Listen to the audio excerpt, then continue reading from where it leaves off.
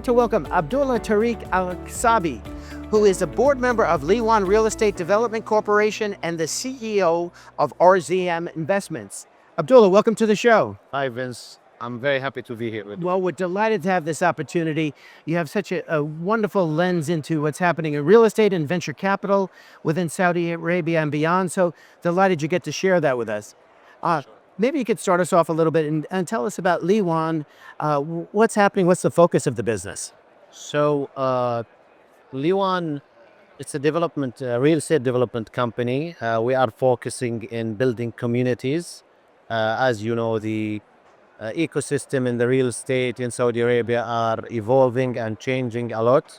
It was based on small buildings like 20, 30, 50, 100 apartments or a small complex of separated houses like 10, 20, 30 houses. Now, the ecosystem and the real estate development is changing a lot, meaning building a big community with all the facilities and amenities like playgrounds, gyms, swimming pools, some retail shops. So you have a full community. You don't have to go far away to go to a mall or a shopping center so this is the main change in the real estate development.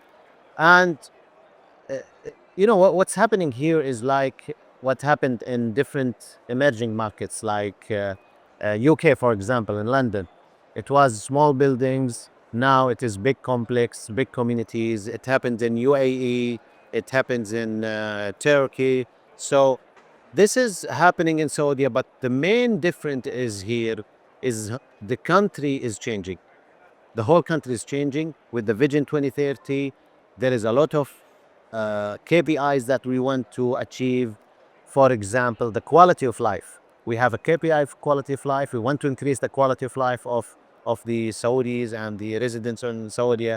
So, for example, the green areas. Now it is mandatory to have a green area. It is mandatory to have parkings. It is mandatory to have enough spaces for pedestrians and all these kind of services. Well, I'll tell you, you bring up some amazing points. And I'd say, as an outside lens of the US, and as we look at this as FinTech TV, it is seemingly a bit of turning back the clock, as you referenced some of the opportunity in emerging markets that we've seen the growth, the real estate development, the economic prosperity, and maybe having that opportunity in Saudi now, particularly, as you said, with Vision 2030, the openness, the diversification, and really the welcoming of foreign investment, particularly around real estate this year. I believe it's the first time that foreign investors, whether individuals or companies, can own property here in Saudi.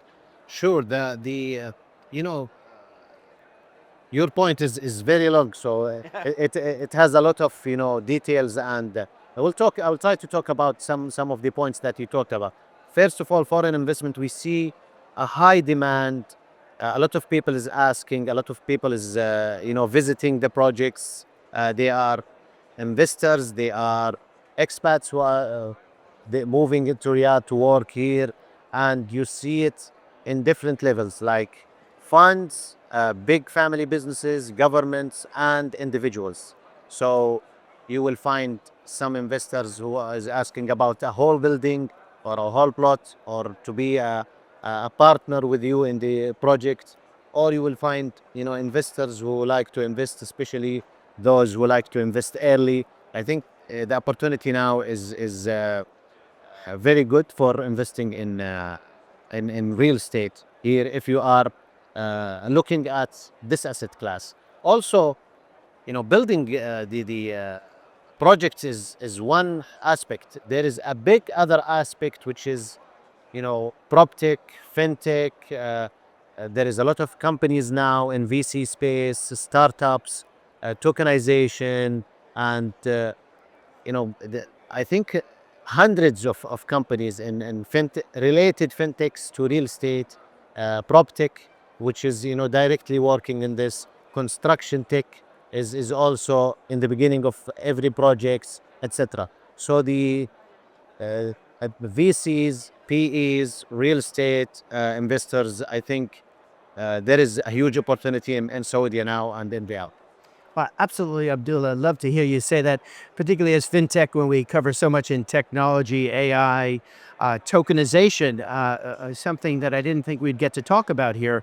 But you bring that forward. Can you share a little bit of how you may see some of the vision of tokenization, perhaps even in the real estate projects? Sure. The challenge was regulators.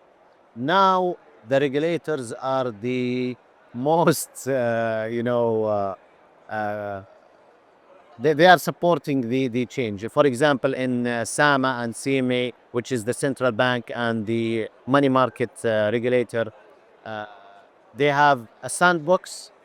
You can apply to it. They can give you a license for it. It is regulated. They are open to new ideas. They are supporting new ideas. Sometimes they pushes you to finish your company and startup to finish the MVP stage and to start doing revenue straightforward. The developers here likes to use and try new technologies.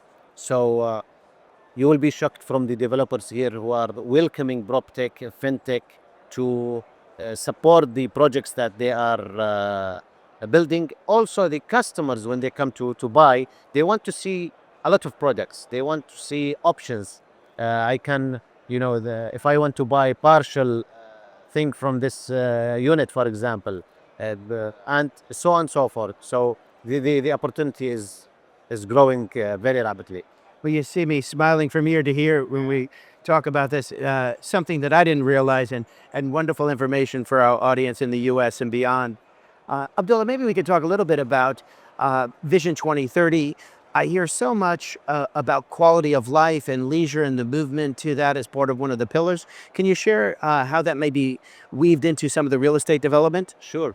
So the Vision 2030 is a big vision. There is some elements which is related to our, cityscape now, or the real estate, or the PropTech aspects, and the quality of life. So there is quality of life. There is KPIs to increase the quality of life from health, sports, residential.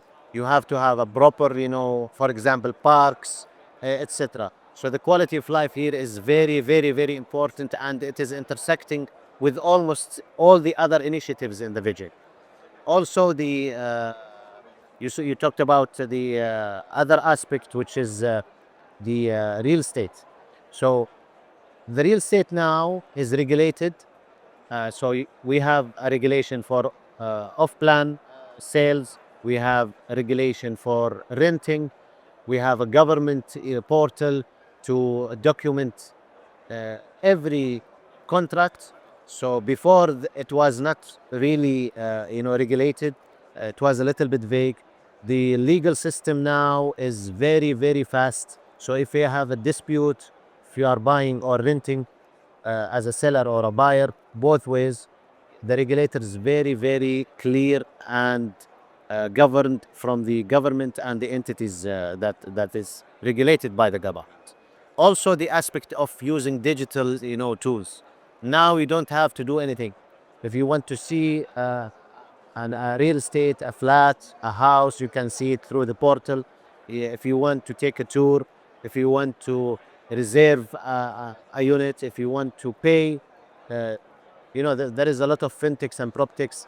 I know that they say people are moving to Saudi from outside Riyadh, from different city or from different countries. They book and rent the unit before they come, Before they even see it. before they even see it physically. They saw it, of course, Yeah. remotely. So a lot of aspects is changing and supported by Vision 2030. Well, absolutely wonderful to chat with you. Appreciate so much you sharing the vision. I've got so much more knowledge and the knowledge for our audience. I appreciate the time, sir. Thank you, Michael, very much. Thank you.